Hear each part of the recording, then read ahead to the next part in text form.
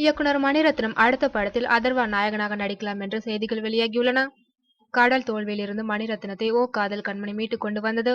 ஓ காதல் கண்மணி வெற்றிக்கு பின்பு தற்போது கார்த்திக், சாய் பல்லவியை வைத்து தனது அடுத்த படத்தை மணிரத்னம் எடுக்கவுள்ளார்.